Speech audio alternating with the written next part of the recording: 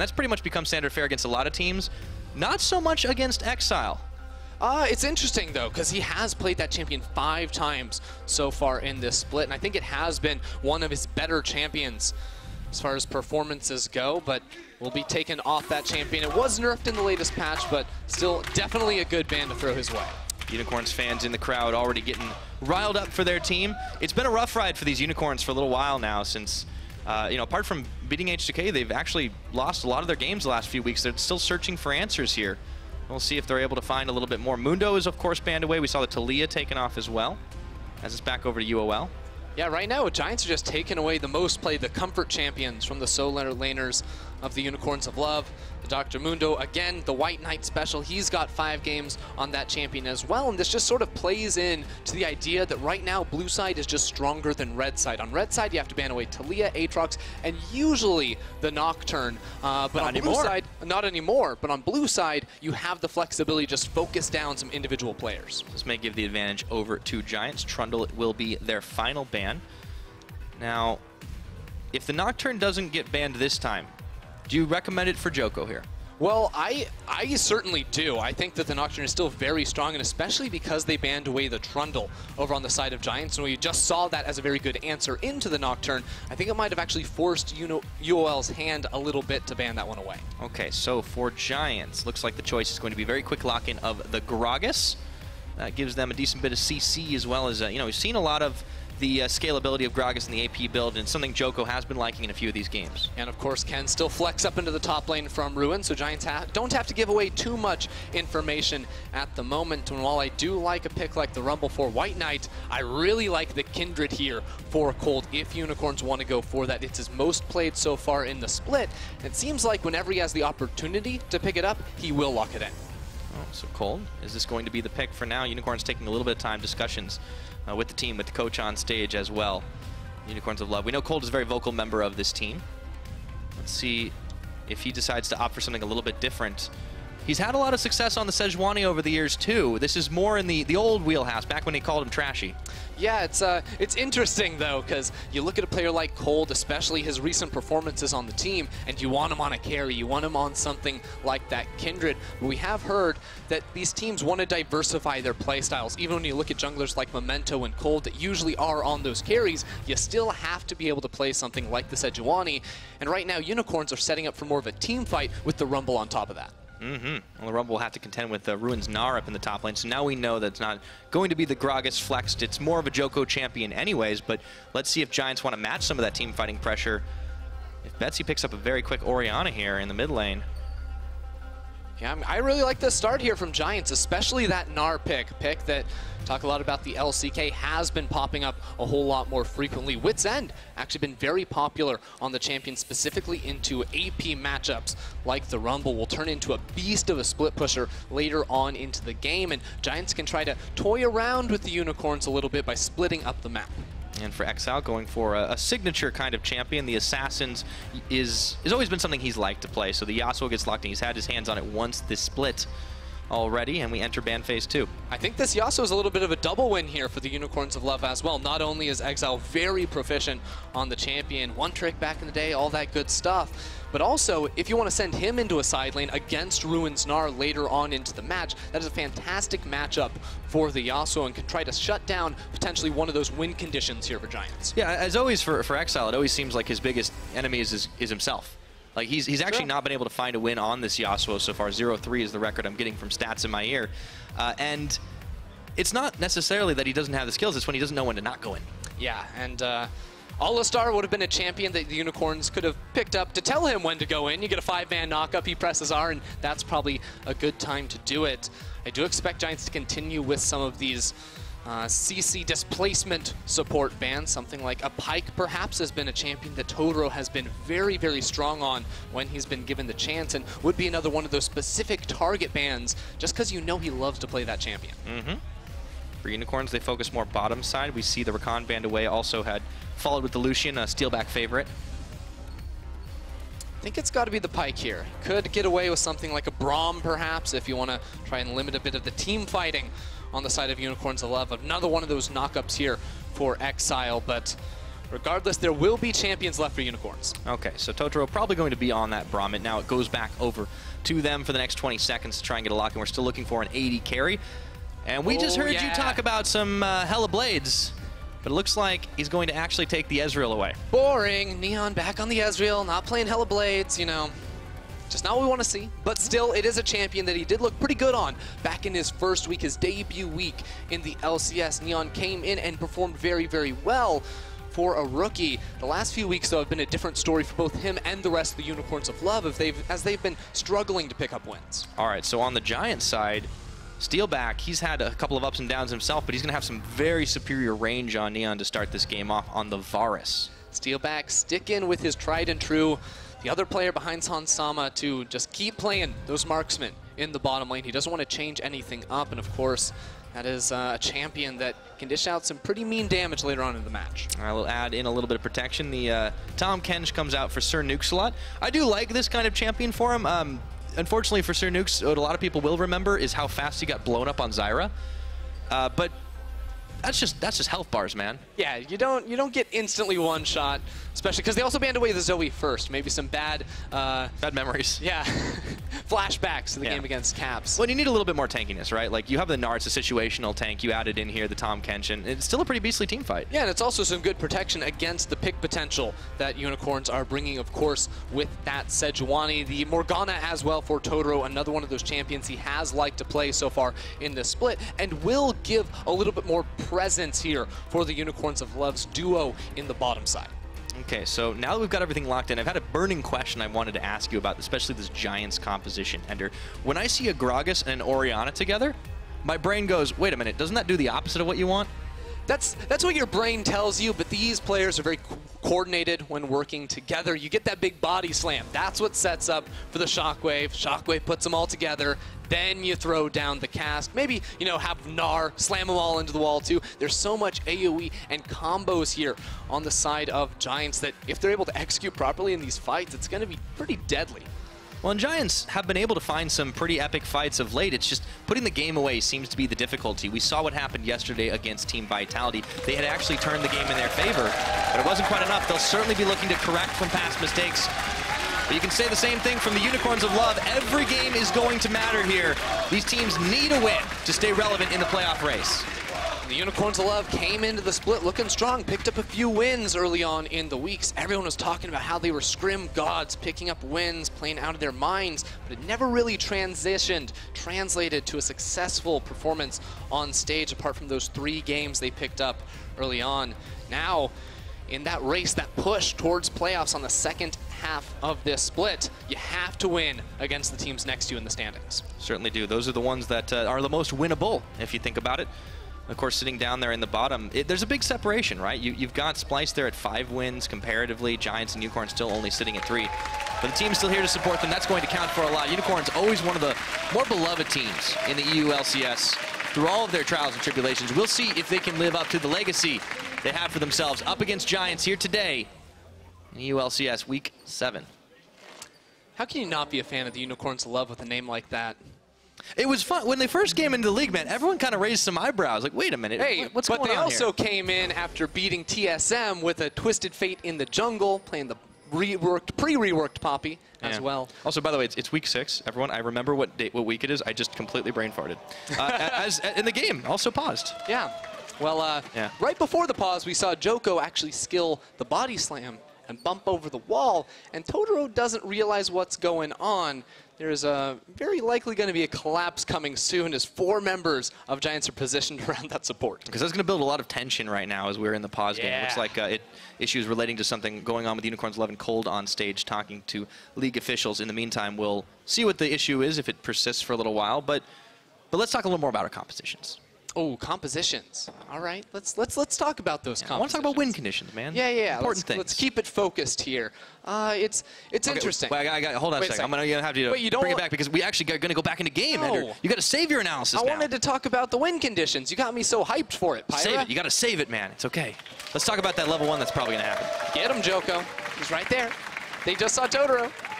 Uh-oh. Here we go. This is spooky. This is spooky bad business right now. This is a collapse. Full on. Goodbye, Totoro.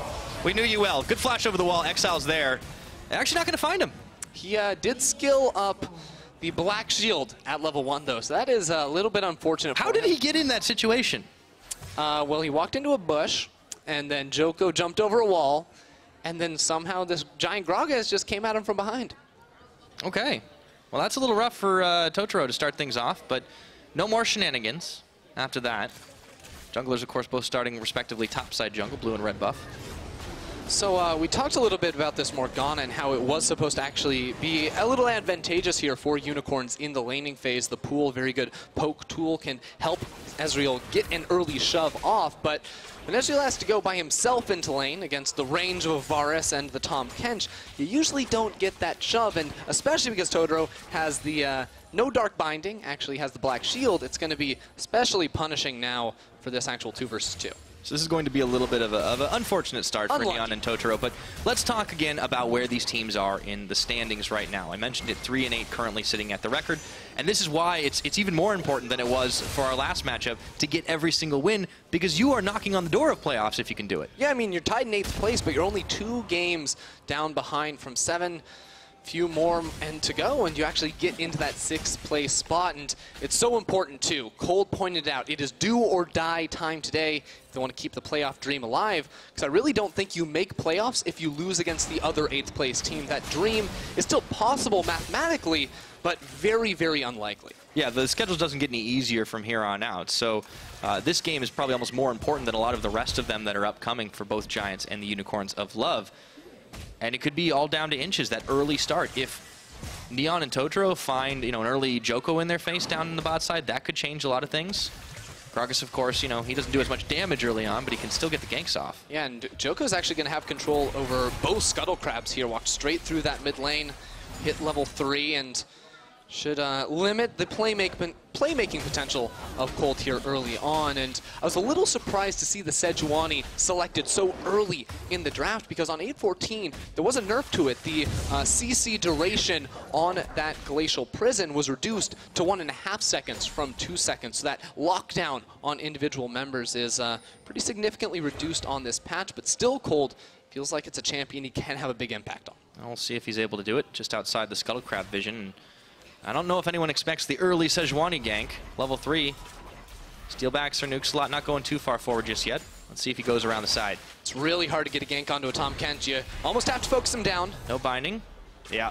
Steeelback safe. Nice attempt by Kold, though. Unlucky, especially because there's just not much Kold can do at the moment. Djoko got the best early clear off that is literally possible almost in League. He got his entire top side, both Scuttle Crabs, and is now finishing off on that bottom side of the map. So he's going to hold a pretty significant experience and gold advantage over Kold. Let's compare the two junglers as well, because they fulfill very important roles on their team. Djoko, though, does seem to have the edge a little bit, at least, when it comes down to jungle proximity and hanging around his team. Yeah, both players, I think, as you said, very similar positions on the team, because their laners usually don't crush in the laning phase. They can go even, but they don't build up massive advantages. It really is up to Djoko and Kold both to make early plays and build that advantage for the first 15 minutes.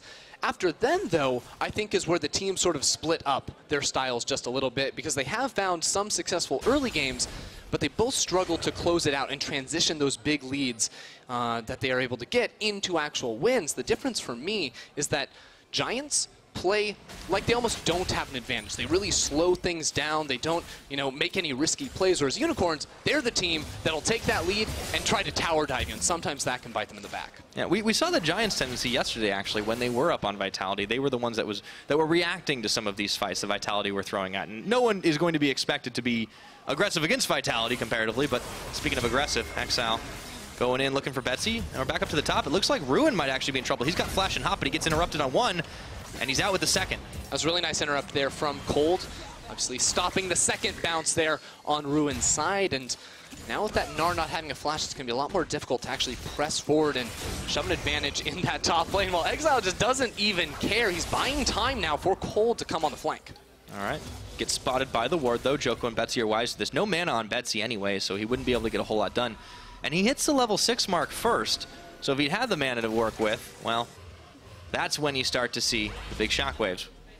Kold's going to be happy, though, because he's going to get himself a Scuttle Crab right now. The river crab that eluded him for the first 6 minutes of the game, and should try to equalize the difference a bit here in the jungle. Although Djoko's picking up all those juicy minions in the middle lane, so he's still going to just edge a little bit further ahead of Kold here. Oh. Kold trying to push him back and actually start to move this wave in. It's a red buff battle. Betsy's actually come back. Command Protect is on, and he pulls the shockwave, forcing the flash out of Kold. Nicely played there by the Giants mid laner. And it's just a couple of love taps, testing the waters a little bit. No one's fully committing. No one has the damage to anyways. Yeah. A lot of action around the middle lane, and it's something you expect because even though the junglers are the ones making the plays, the carries you look for on these teams, of course, are Betsy and Exileh for that late game output, and the lane these players usually try to camp for.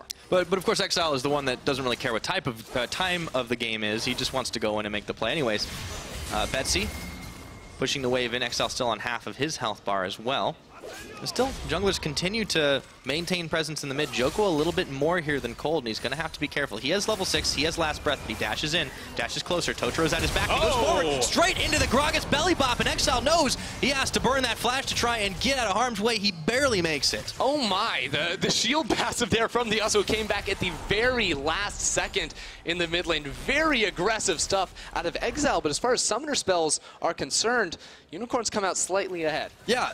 And that was crazy because it looked like Exileh was a dead man, but now everyone's making moves into the mid lane. There's both supports here, which means the bottom lane is just a one-on-one, and not even anymore because Neon backs. Yeah, these teams are just, you know, getting the old ARAM in for this mid game. Because, of course, you can't have fun without the whole family around trying to make the plays happen in the mid. But man, it's something to watch, especially because right now Betsy has a pretty large advantage over Exileh in that 1 versus 1. But I did want to talk a bit about the teleports, because we still see AD carries, even after a 1-minute nerf to this spell, run the TP. And you ask, why is that after all these nerfs just continually thrown its way? And it really is just to make sure you can stay in the bottom lane for as long as possible, especially when you're playing a marksman that needs more time to scale. You want to have all the golden experience you can possibly have, and teleport makes that easier. You certainly do. Very aggressive movement by Exileh and Kold, looking to possibly dive up in the top, but I think they think better of it. In comes Betsy as well. Unicorn's the ones trying to drive the tempo of this game right now, Ender, for better or worse. Getting all that deep vision down. Maybe gonna try to make a play and deny the blue buff from Betsy. That is very important when you are playing a resourceless mid laner into a mid laner like Orianna that takes mana. If you can deny the blue buff, you can actually a lot of times get that mid lane priority and continue to force plays around the map. But I have a feeling Giants aren't going to let this one go over too easily, Pyra. No, Djoko's there. He finds out that it's already being contested, so it's a jungle battle here. Looks like it's bringing in even more. Look at WhiteKnight coming around the side. That's going to get smited down. And it looks like it goes Djoko's way at the end of the day. Yeah, even though Kold was trying to combo that one down with the Permafrost auto attack empowered damage. And still going to be a win, though, for Unicorns, because Betsy, importantly, does not get that. Now, blue buff on Unicorn's side has spawned up. The question is, how wild do Giants want to get? Because it's a very powerful tool to have for your mid laner. Giants definitely playing the more conservative route. And it fits with what you were talking about earlier, how they don't play with a lead even when they have a lead. They're 200 gold down now, but that's not really big at the start of the game. Maintaining this laning phase pretty even. Unicorns are the ones trying to make these plays, but look at how many wards that Giants have up towards the top. Ruin knows this is coming a mile away. Yeah, everyone from all the teams is trying to make their way on up here. Kold and Exileh are here first, but Betsy and Djoko are ready to potentially turn this play around. But they both know they're there. Everyone's standing on a ward. Oh boy, yeah, a lot of vision. This is why wards are important, ladies and gentlemen. Awkward. Information. Just run into each other like, no, we don't want to fight that. That's like when you're out and you're like shopping and then you like bump into somebody that you don't really like. Yeah. And you're just like, but you don't want to tell them that. You just want to, hey. Yeah, no, the worst is when you see them coming down the hallway from you and you awkwardly make eye contact, but then when you're trying to pass, you glance away like, oh, my phone, I must be having a text right now. Look how I interact in the real world. We need some more Ender internal monologue. Make it happen, Twitter. Neon, ooh, nice. Good shift at the last second on those Chains of Corruption. The Black Shield comes in as well. Black Shield is OP, man. Yeah. Morgana versus Tahm Kench can't do much of anything except in the mid lane. All right, not a lot of damage yet on the Shockwave, and Exileh puts down that wind wall. Let's take a look down towards the bottom, though. Kold coming in. There's a teleport now. Ooh! Morgana swallowed up by the Tahm Kench here. Let's see if he gets the damage out onto Totoro. Great health pop, and not nearly enough. Giants. Ruin. They're turning this one big. Gnar ultimate by Ruin, but first blood goes Totoro's way. And it looks like WhiteKnight wants to have a barbecue, but the rest of Giants, well, they got their invites in the mail, and it looks like they don't want to keep this one down. Neon and WhiteKnight, unfortunately for Giants, bounced away by the Gragas barrel. Very close on the cask there at the end. In the end, it looks like it's just a 1-for-2 trade in favor of Giants, but there's no one here to defend this turret in the bottom lane, although Giants will try to continue this laning phase after getting a very advantageous fight. All right, let's talk a little bit about one of the other Giants players, Steeelback. You see him backing on your screen right here, and how he's basically been doing pretty well. Okay, we'll talk about that in a minute. Looks like we got the replay of the game going here. Yep. This is the play down there in the bottom lane. The teleport comes in first from Ruin, and it's so important, too, because he has that rage bar fully charged as soon as he makes it into the fight. Gets the double slam into the wall, and those members from Unicorns aren't going anywhere. Even with the best efforts from WhiteKnight and Neon, it's still a 4 versus 5 because Exileh was farming in the mid lane.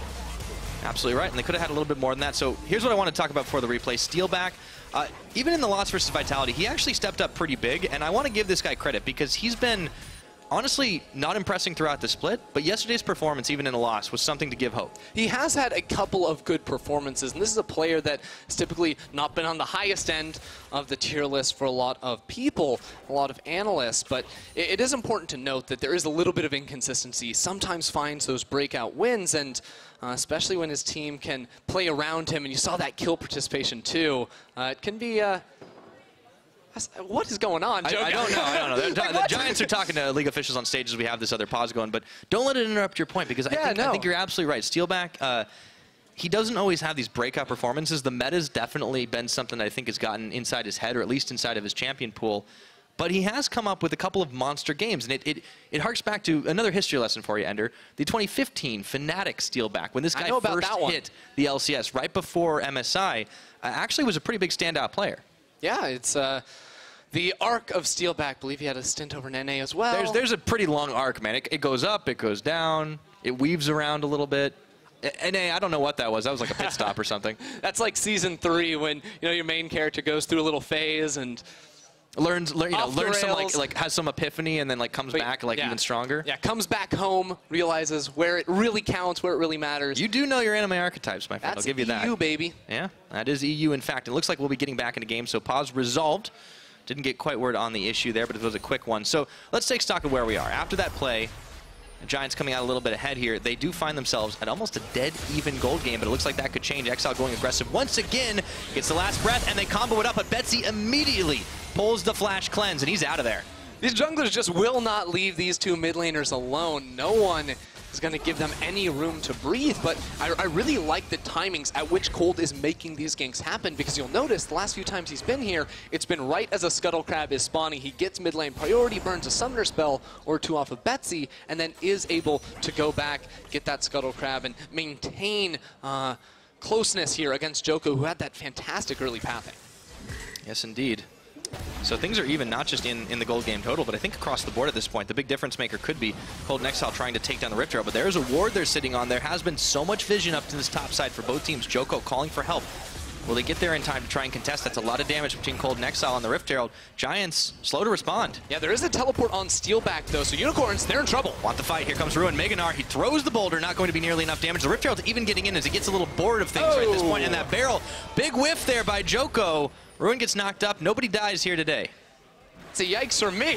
That ulti we went the wrong way, man, and the Gnar ult as well. Didn't quite get him against the wall, did it? A little bit unfortunate there, because they put a lot into that. The flash on Djoko, a couple ultimates as well. I think that could have been a much better fight for Giants. Yeah, it seemed like it was a slow response as well. Djoko, you could see him hovering around, expecting Betsy to make moves, but it just wasn't quite there in time. I mean, the shining light there, silver lining, if you will, is that they stopped the Rift Herald, but at what cost? Yeah, I'm trying to, micromanage and figure out all the tiny things Giants might have been able to do, but especially because they saw that going down for such a long time. Sir Nukeslot maybe could have brought in an Abyssal Voyage. There's definitely tools here on the global scale that Giants can make use of and will have to keep track of in the next few minutes if Unicorns ever make that type of play again. Yeah, and Unicorns have been taking a leaf out of Vitality's playbook, to be completely honest, really going very aggressive, not just in the mid lane, but trying to take away jungle camps, keeping Djoko down. you know, this is recognizing that the important win condition or the important early game condition for Giants has been not only Djoko's farming, but his ability to get this blue buff for his mid laner. I don't know if Betsy's gotten one before this. Yeah, it's been a little bit of a while here, and hasn't meant too much for Betsy in that lane. Of course, still has about a 15 CS lead, but you can see right now, Totoro and Kold always working so well together. Every time Totoro recalls, he will walk with Kold around this middle lane to clear out some vision, put down some of his own, and if the opportunity is there, will pull the trigger and look for a gank.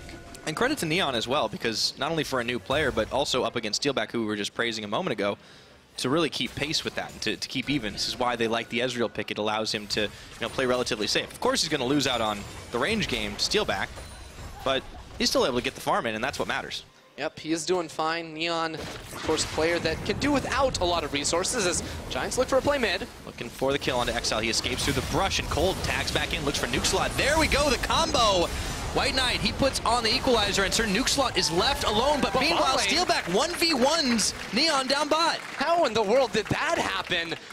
Never should be able to die as the Ezreal against this Varus. I was just saying he was safe. Yeah, like, come on, man. I am actually caster cursed. Yeah, we got to see that in a replay in a minute. Eventually it'll come on through, but in the meantime, Unicorns did make a good play in the mid lane. So Nuke Slot was shut down, but here bot side, oh no, does he just sit on top of this control ward? Yeah, he does. 100-0 down. That's actually incredible. That's the power of the Blade of the Ruined King. Oh, he had to flash though too. Right, because for so long, it was about the Ginsu's Rage Blade, a build that was much better against tanks. It takes a while to actually deal out that insane DPS, but you know, after the marksman changes, making that Blade of the Ruined King a lot cheaper means that Steeelback can go for that himself and then get these 1v1 kills against one of the newest members in the ULCS. Yeah. Honestly, it's a nice change of pace too, because for a long time, I'm going history again today, like Steeelback played very defensively. Like this is a guy that would buy like QSS second item. Professor Pyra, I like it. Yeah, I mean, I'm a history teacher, that's about it. That's all I'm qualified for. Exileh's going up to the top. Oh, Ruin's in trouble. Yeah, he is. He does have Hop. He uses it. He's going to have Flash. Might need that one as well. Let's see. WhiteKnight on top of him. There's the Flash. Wind wall already up, and he gets the last breath on top. Ruin is a barbecue.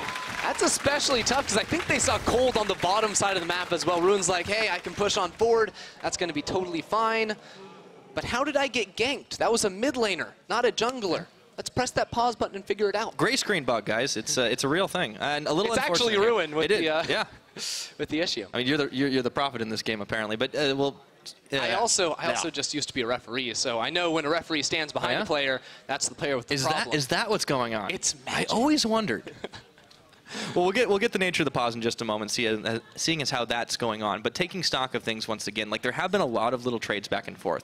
For all those flashy plays, it's still 3-3 in kills. It's still pretty much dead even gold. There's no towers in this game because both teams have been focusing on keeping the other one down. Yeah, it's been interesting, and I think for me, the standout player so far is Steeelback. We just talked about how he had a really good game yesterday. All of a sudden finds a 1v1 kill against Neon in the bottom lane, has 2 kills under his belt, and feels like he's going to be a lot more important for a victory here on the side of Giants, because in Champ Select we talked a bit about how, well, Ruin on this Gnar was supposed to be a really strong split pusher, and if he's getting shut down by roams from Exileh and ganks from Kold, Steeelback is definitely going to have to try and step it up a bit in these team fights. Absolutely. Now that's of course still going to be a ways away, but it is nice to see, especially when all the eyes are going to be on the mid lane. You've got a Yasuo, Exileh playing this, going for the aggressive plays, Kold backing him up. As you said earlier, the junglers haven't left mid lane alone pretty much the entire game. It makes Steeelback's performance in the 1v1 scenario against an Ezreal even more impressive. Like, I'm liking what this guy is doing right now. I want to see if he can translate that into big leads for his team, because Steeelback has been one of those players that has been reluctant to join the AP side of the camp right now and has been sticking to these marksmen. He's making it work, though. Yeah, it'll be curious to see how these team fights work out, especially because Giants, I don't think actually have the best of front lines. Usually you see a Gnar building Frozen Mallet, Black Cleaver, a little bit more tank-oriented items, whereas with a Wit's End Rush on the side of Ruin, he's definitely focused a lot more on the 1-versus-1 matchup against the Rumble. So it really will be all about executing on that initial combination of the Orianna plus the Gragas Gragas, and then good positioning from Steeelback with the protection of Samux to win out in these fights, because especially the further on we get, the squishier this Gnar is going to be if he ever tries to dive in and get a big ulti off. And that's the risk, right? When you try to make those plays and you don't quite have the items to back yourself up. Now, I am hearing word that League officials are currently investigating reports of lag by some of the Giants players, so we'll take a look at how that develops and as they review some of the replays as it goes. But obviously, in those crucial moments, it's tough, man. What an NA excuse, man. Lag 60 ping. Whoa, jet lag is what you're thinking of. That's different, no, man. It's different. 60 ping's, right, 6 ping's a new meme, I agree. No, but, jet lag is an EU excuse, because that was when we came back from Rift Rivals, and G2 had a really rough week. Fnatic lost against Splice. Well, it's EU for EU. It's not EU versus NA. But here's the thing. Then NA was like, oh, we lost against EU because we have 60 ping. Okay, NA excuse. Fair enough. And then they're lagging on stage. All right, you see all the pieces of the puzzle. I'm not going to admit defeat. What I will admit is that we got to take a look at the standings one more time, because remember, we have to hit this one home. These guys are sitting close to the bottom. 3 wins only and 8 losses. Every single game is going to count for them to try and make it into playoffs. And you can't afford to drop a game against the guys that are right next to you. Yeah, I mean, I said it before. Kold, you saw him tweet out earlier at the start of the day that this is do or die time. You have to win this game. If the team that loses here, I don't honestly think can make it into playoffs. You will not lose against another 8th place team and then go on some miracle run. It's much more likely that either Giants or Unicorns win this game, then get a lot of momentum, build some more confidence back up, and then can try to start challenging teams like Splice, like Roccat, like Schalke, the teams in the middle of the pack, because that's the way they try to claw their ways back into playoffs contention. All right, looks like we'll be going back into game. And to add to your point, too, it is critical to look at who they've actually beaten as well. Unicorns, they hold wins over Giants already, and H2K, as well as Splice. But Giants are a whole nother story. I mean, these guys, they have 2 wins over H2K. Their other win is G2 eSports. Remember that one? Yeah, I do, and right now they're trying to get the win against Unicorns. Okay, tower's going to fall. That's the first of the game for Giants. Unicorns had already gotten one, so game fairly even. Still, the first tower plug going the way of the Unicorns of Love. Here's the trade, though, right now, because Giants are all on the bottom side of the map. Kold will start up the Rift Herald, but the Giant squad knows what's going on. I think they actually try to fight this one. Betsy's already there. Samux and Steeelback are roaming up with the Abyssal Voyage. They might just want to look for a team fight. Yeah, I think Unicorns might be itching to take it as well. Ward going to spot out Betsy as he goes in. He tries to zone with the ball here, and it looks like they're going to nearly finish that Rift Herald. Unicorns backing off, and oh, thank you very much. Nice leash. DY for leash. That is ours now, say Giants. Even though Neon had teleport on the other side of the map, Unicorns don't feel like they're strong enough right now to take the 5 versus 5 with all of Giants already there, already coordinated in how they were going to attack that river. That was like immediately Unicorns just back up. That was like cyberbullying, man. Not the most brutal case of cyberbullying we've had in the UOL. No, just intimidation. They just like looked at him funny, and then Unicorns walked away. How do you look at someone funny through the internet? You send a mean tweet. Ah. Mm-hmm. None of these players really send mean tweets, though. No, these guys are pretty nice, actually. They're mellow. They're mellow dudes. I mean, there's always a bit of banter, right? But you know, like with Kold, he's very serious about it. He talks about you know, the importance of not just winning each of these games, the attitude and stuff. Whenever I have been speaking with Kold, he's always kind of focused on that, like making sure things are positive and things are upbeat, because that's how you get yourself out of a funk. It definitely is. Right now, though, on the side of Giants, I like how they're playing. They're using this tempo advantage that they got by taking the first turret on the bottom side, rotating Steeelback and Djoko up. It's like his second support here with that Gragas. Try and knock down another turret. WhiteKnight can, though, use the equalizer to clear away that wave and try to stop this if he wants to. Okay, can do just that. Totoro's here as well. They don't want to keep forcing the fights. It looks like Steeelback and Djoko are just going to tank the last few tower shots anyways, so Giants get that tower advantage. But once again, Exileh on the side lane, on the Yasuo, and he's going to equalize that. I mean, you already see the flow chart sort of unfolding here for Giants. Take bot lane turret, take top lane turret, they throw in a Rift Herald there, and all of a sudden they can rotate into mid lane and use that to break the final outer turret of the game. That has to be the play coming in from them once their duo recalls on the top side. Okay, so Kold and Exileh. Now, this is one thing they can add to what they've already gotten, is that Cloud Dragon, a little bit of extra move speed. We hit this 20-minute mark, but very rarely do we see the game just being like this tit for tat over and over again, like consistently matching pressure. The biggest difference has been the fact that Unicorns are trying for all the crazy stuff. And as you mentioned, Giants, is like, it's like full corporate mundo, just flowchart after flowchart. Yeah, we have to sort of bring it back to the tendencies of these teams, because usually, even when Giants have a lead in the early game, and it's very even right now, but they're not the ones to drop the Riptail. They're waiting around a little bit more, so it's nice to see them taking the proactive approach here to take yet another turret, but now the challenge is, how do they extend off of that? I talked about Djoko. He needs to step up as a leader on this team, start calling the shots, and that shot might be to collapse into the bottom lane, because Exileh's been split pushing this entire time. Yeah. Thought for a second Samux was going to go for the bot dive. Exileh actually waiting around. You can hear the players on stage. Unicorns kind of wise that something may be happening. Giant step forward, look for Totoro. He's got the black shield on. Point blank, it looks like he's going down anyways. Nice use of the stopwatch tick, but that's only going to buy a little bit of time, my friend. Ruin picks up the kill with the boomerang. Some say nice use of stopwatch, others say that was a total waste right there from Totoro, but nevertheless, it's still 5 members of Giants pushing in mid lane, while Exileh is down bottom. He's trying to equalize on these towers. He's going to be able to get it, but Giants, they're just 5 members strong here, and I don't know if they want to take a full-on base race, but man, Exileh just doing work on these objectives. They're definitely going to have to base, and they can't go over and start up the Baron because top lane and bottom lane are both in really tough positions from them. I like how Unicorns are playing this, even though individual members keep getting picked off. Yeah, no matter what, despite the fact that Giants were the ones able to force the fights, able to execute on it a little bit better, Unicorns find a way to get these plays, and let's see if WhiteKnight can get out of harm's way. Yes, he can. Just walks through the lane. Djoko, very even. Djoko thought the Scuttle Crab was a little more enticing there than the kill onto WhiteKnight potentially. The rest of Giants had gone ahead and backed away, but you can see just how up and down and all over the place this game has been. This game looks like it looks really like there's been huge swings, but then you look at the actual numbers and you're like, oh, that's like by like 1,500 is how much the gold has been swinging. It is only 22 minutes in. Yeah, this is where if I was casting with Medic, I could make a joke about how that looks like a very unhealthy heartbeat. Medic would be able to actually tell you if it is. I am not one of the people that could. All right, Kold. Nice. Gets the stun off. Ruin. Okay. And straight into the last breath, but Ruin flashes the wall, followed by Exileh. Going for the base gates. Exileh, he dashes over. Very aggressive play, and he makes the kill. And he follows him through there, but there's no teleports on Kold or Exileh. Unicorns love this. Has to be a 3v5.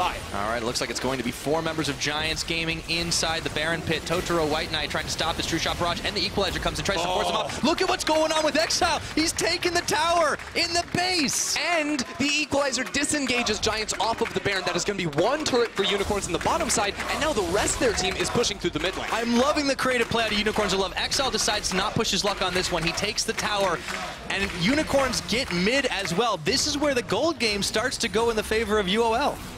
Man, Giants are finally trying to make proactive plays in the mid lane, but the Unicorns are just taking them to it, sending Exileh, keeping him in the bottom lane, even when it looks dire for the Unicorns. When members get picked off, when Giants start up the Baron, they stay calm, they stay true, and they get rewarded for it. Yeah, and they're playing objective-based gameplay, too. This isn't like the chaos fights, like, we're just going to try and crash up 5v5, because they know that Betsy is going to hit those crazy shockwaves, maybe not right now, but in a couple more items. Seriously, like, I'm loving this play out of the Unicorns. And I'm liking the build here from Exileh too, because recently you've seen a lot of second item GAs or Sterix Gauges on the Yasuo. That is a cowardly build for Yasuo. I like the Infinity Edge. He's a brave man. Damage. He's going into a side lane. He's trying to split push against the Gnar, and that's where it gets difficult for Giants, because they want Ruin to have an advantage and to match up against WhiteKnight. But if Exileh is always the one going into a side lane, all of a sudden this Gnar pick really doesn't do that much for them. Yeah, I mean, Exileh, it's kind of like a little mission that he's been going on now. He might run face first into Djoko and Samux a lot. Turns tail and runs for just a second. Nice use of the wind wall. However, the barrel will knock him up against the wall. Nowhere for him to go, but over the wall, followed up by Samux a lot. But the rest of Unicorns coming to join this party. Exileh 1v1ing. And he's able to make it happen. The Unicorns keeps going. Ruin, he does get one into the wall, but not nearly enough. Shockwave only going to connect onto Totoro. Kold takes down Ruin. This is a chaotic fight, but Unicorns are coming out ahead. They've only lost Totoro, and they've taken down 3 Giants in the process. Exileh is an absolute beast on the Yasuo here. Oh my god, in the 2v5 situation at the start of that fight, he gets over the wall, he comes back in, turns it around, and still doesn't drop.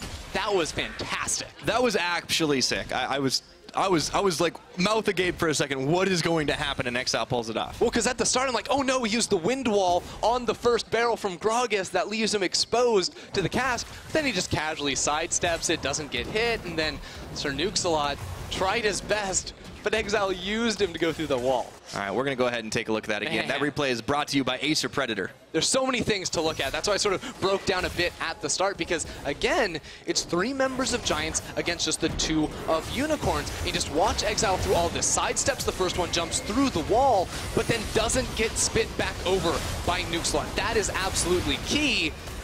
He's able to keep it alive and swag a little bit. Dab on Steeelback on the end, too. Yep. Excellently played. Shockwave gets spent only on Totoro. And now that threat is gone, I mean, at this point it's cleanup duty, so Unicorns just kind of chase him away. I thought they were just playing for the objectives. They're playing for the fights as well. Now, Exileh, let's see if he Mission Impossibles his way out of this one.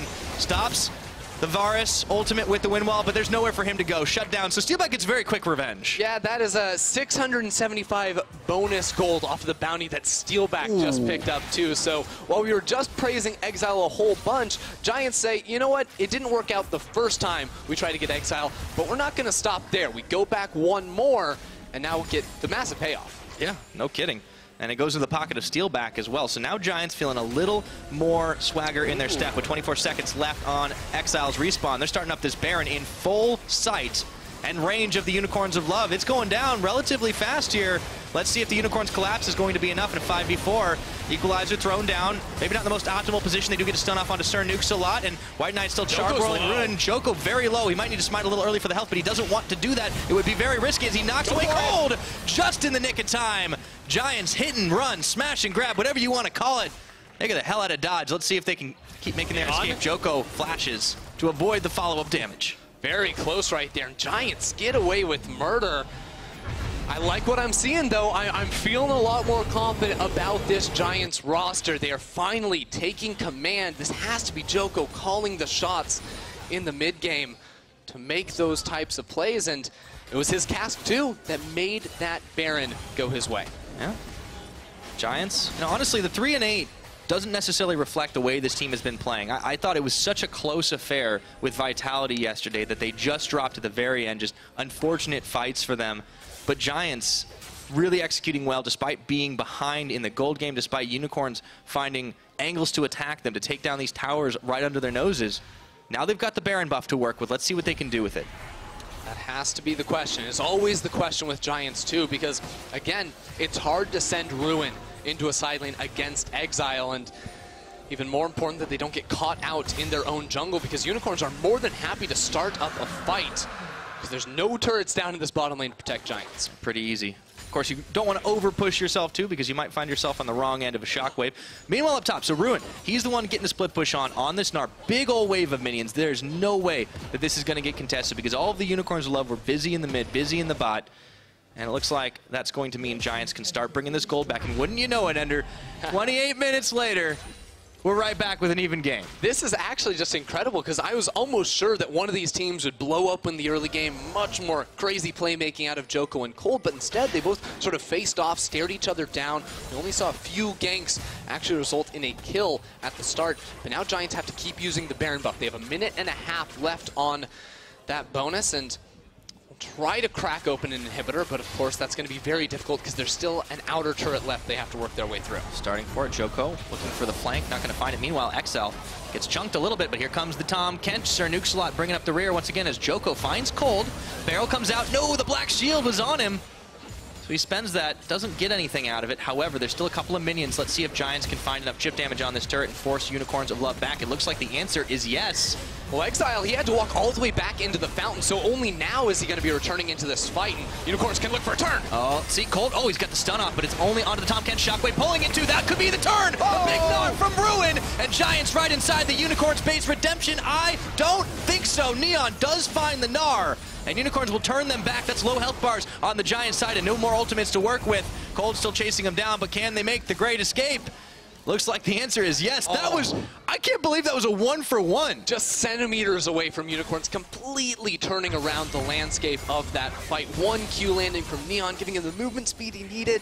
Could have been the difference maker. You see this one more time, though, because at the start, Giants feel so confident walking into the base, but it sets up for this equalizer, a 4-man equalizer in towards the stun, and again, it turns around. It looks very good for the rest of Giants, but their carries are low. Ruin gets taken down at the start, while Neon is completely untouched in this fight. He's poking around with Qs, and if just that one can land on Djoko, if the next one can land onto Sernuksalot, that could be an ace for Unicorns. Yeah, and that could very well be the way this game shifts, and you can see the shockwave damage was pretty real in that fight.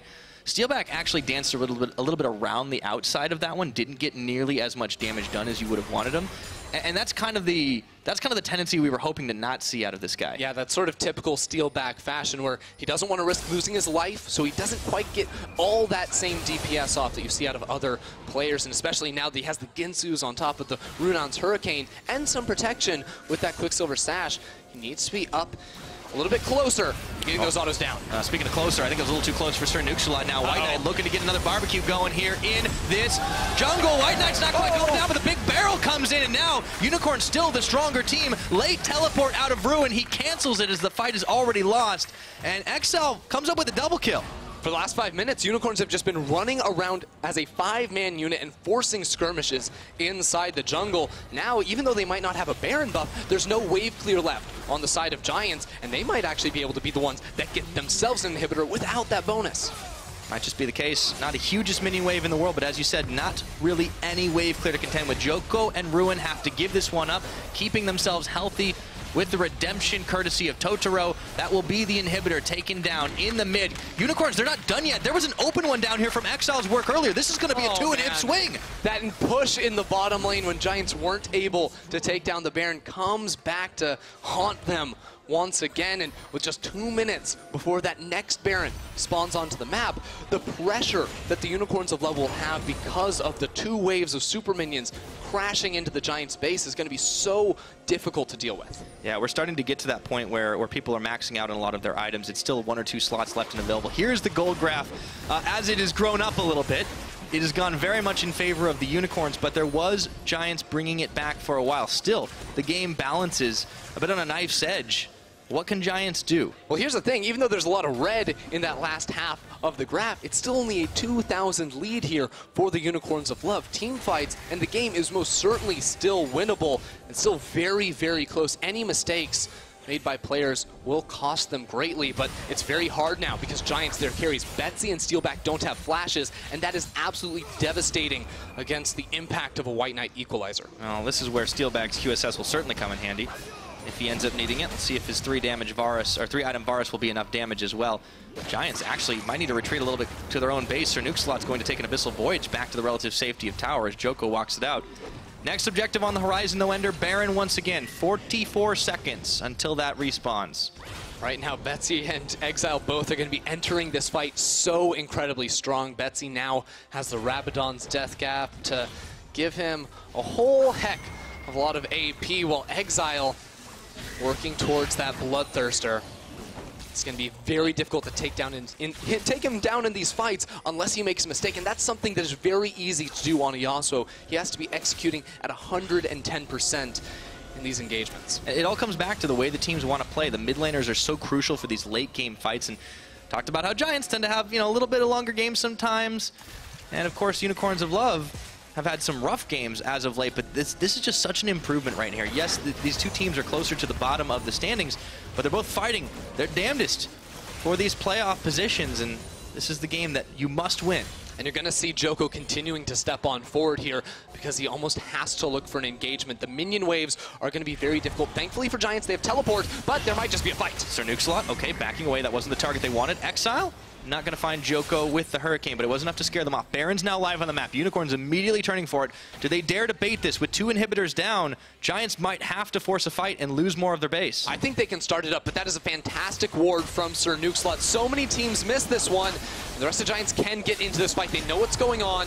And the rest of the team is collapsing on over here to try and stop this. 2-man Baron, though. Neon and Totoro, they're keeping the gates this time. And looks like Baron is nearly going to fall. This is going to be a very fast one if they don't turn in. And Unicorns have actually turned away from it, just keeping the Baron aggroed. It's such a tense dance right now as the redemption even comes in, and WhiteKnight, he's nearly melted down, but everyone's rooted up. The Baron finally gets smited. It's taken away by Kold, but Ruin looking for the fight. Neon gonna delete Djoko off the map, and Unicorns of Love showing they are the stronger team fighters. It's not over yet. Double kill for Exileh, looking for Ruin. Kold and Neon chasing him down. And And it's only Betsy left to defend. Yeah, Betsy's trying to do his best, but he's got no mana. Can't finish off the kill onto Totoro, and WhiteKnight will just chase him back into oblivion because the rest of the Unicorns, they're going for the end. All right, ends in flames for Giants and for Betsy. That is going to be lights out. 35 minutes, it was close. Down to the wire in a game that means oh so much for playoffs. At the very end, Unicorns of Love prove they are the stronger team and come up with a huge victory. And on the back of Exile's Yasuo, the best combination you can ask for as a Unicorns of Love fan. He goes into the side lane, builds up massive leads for his team, and can never be shut down, even when the odds are stacked against him. He's outplaying the Giants everywhere. This is why we see so much attention on Exileh. You can always joke about how he falls down in the laning phase, he you know, has way too many deaths. It doesn't matter. This guy, when he gets ahead, when he gets rolling, oh boy, he will carry. It's crazy too, because even though he was the one making all those flashy plays, you look top to bottom on the Unicorns of Love's side, and WhiteKnight had a massive impact in the team fights. Kold and Totoro were the ones playing through Exileh to let him build up an advantage in the mid lane and not fall too far behind. And then Neon, the surprise, did significantly the most damage in this game on the Ezreal. It's a far cry from him getting 1v1'd by Steeelback earlier on in the game. So really, this Unicorn squad is coming together, and they've been through adversity, not only dropping so many games, having to make a change in the bot lane position. Of course, please get well soon, Samux. Let's take a look at how it all broke down, because, yeah, you could definitely ask Medic about that heartbeat. I think I know the direction it went at the end, though. Yeah, it got a little bit out of control, got a little bit hyphy at the end, too, with Unicorns taking that fight after the Baron, too, splitting up, dividing, and conquering onto the rest of Giants. But this composition does not work for Unicorns if Exileh doesn't have the standout performance that he did. It was drafted as a counter into the Orianna, as a counter into the split push of Ruin in a side lane, and you just saw him make it work in every possible situation. But credit to Giants keeping this one close. As I've said numerous times, it's a little bit rough sometimes for seeing this team just not be able to finish the game. And here's one of our replays with Exileh really impressively outplaying the Tahm Kench at the end. So clean from Exileh, getting over the wall, somehow surviving and triumph in the end, helping him out restore a little bit of HP while the rest of his team goes in for the fight. It just goes to show that Giants kept trying to put everything on towards Exileh, but he could not be shut down. Yeah, and here was the Baron play. It was crazy how well they actually kept the aggro to split it. And by the time WhiteKnight was in trouble, they'd already had it. Yeah, and you see Kold using the ultimate there to zone Djoko away from the Baron pit. Then Exileh and Totoro are able to 2 versus 3 on the bottom side of this fight, because that was just how strong, that was just that kind of game there for the Yasuo. Great, great stuff out of them to try and get closer to that playoff position.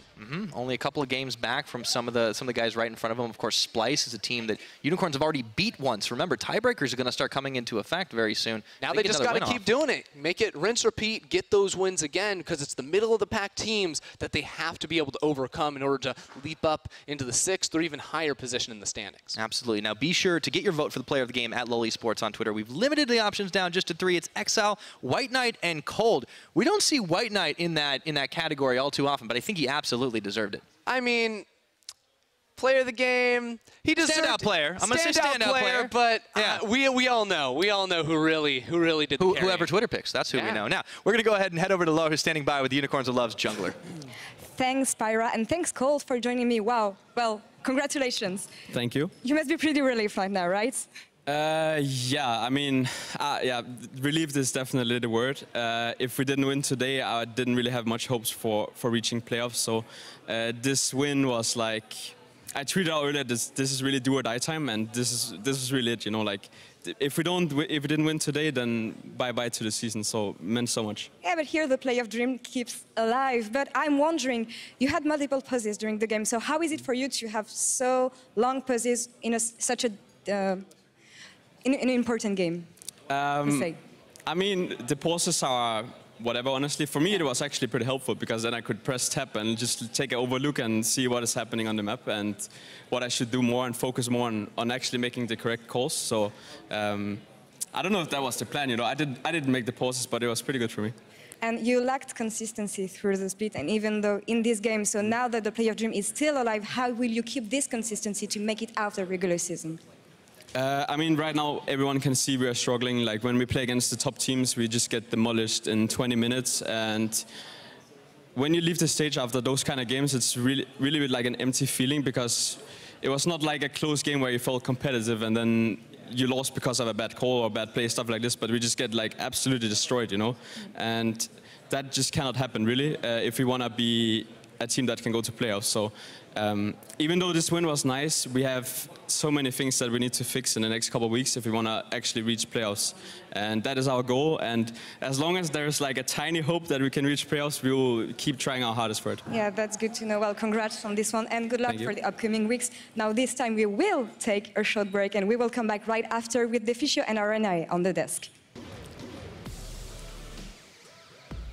Swallowed up by the